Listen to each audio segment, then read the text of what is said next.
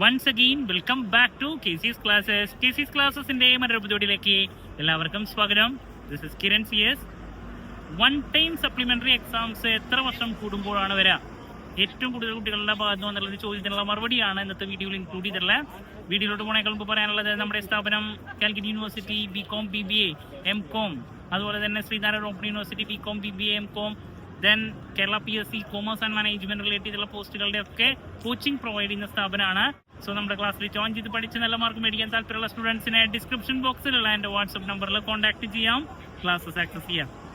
So ആദ്യം തന്നെ one time supplementary എക്സാമിനെ പറ്റിയിട്ട് പറയാം.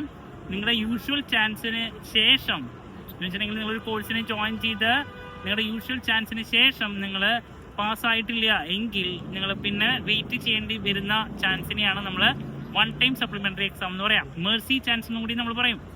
സോ യൂഷ്വലി ഡിഗ്രി ആണെങ്കിൽ അഡ്മിഷൻ എടുത്ത് 6 വർഷം വരെ ചാൻസ് യൂണിവേഴ്സിറ്റി കൊടുക്കാറുണ്ട്. ദെൻ PG ആണെങ്കിൽ അഡ്മിഷൻ എടുത്ത് 4 വർഷമാണ് കൊടുക്കാറ്.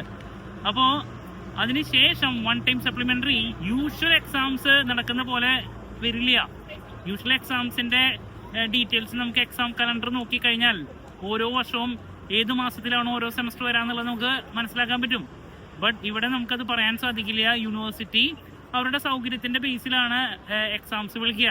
ഇപ്പോൾ 2017-18 admission one time supplementary exams ഡിഗ്രിയുടെയാണ് ഇപ്പോൾ വിളിച്ചിട്ടുള്ളത്. ദെൻ അത് കഴിഞ്ഞിട്ടായിരിക്കും 2019 വിളിക്കുക.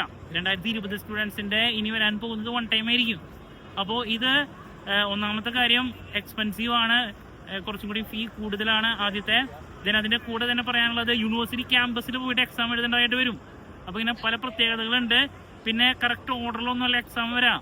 ഇപ്പോൾ 17-18 നോക്കുകയാണെങ്കിൽ ആദ്യം 6th സെമസ്റ്ററാണ് വിളിച്ചിട്ടുള്ളത്.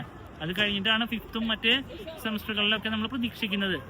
അപ്പോൾ ഇങ്ങനെ ഒരുപാട് പ്രത്യേകതകളുണ്ട്, നമുക്ക് കറക്റ്റ് ഒന്നും പറയാൻ സാധിക്കില്ല. ആദ്യം 14, 15, 16 ഒരുമിച്ച് വിളിച്ചു. ഇപ്പോൾ 17-18.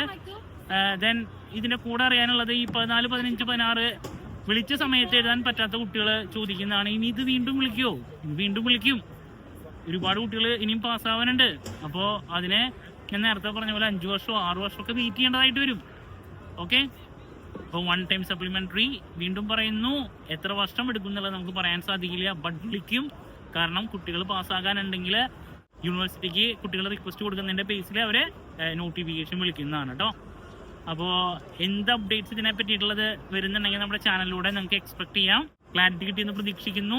എന്ത് ഡൗട്ട് ഉണ്ടെങ്കിലും കമൻറ്റ് ചെയ്യുക, അതിനുള്ള മറുപടി ഞാൻ വീഡിയോസിലൂടെ നൽകുന്നതായിരിക്കും. മറ്റൊരു വീഡിയോയുമായി വീണ്ടും കാണാം എന്നുള്ള പ്രതീക്ഷയോടെ നിർത്തുന്നു. This is Kiran CS signing off. Have a nice day. Thank U.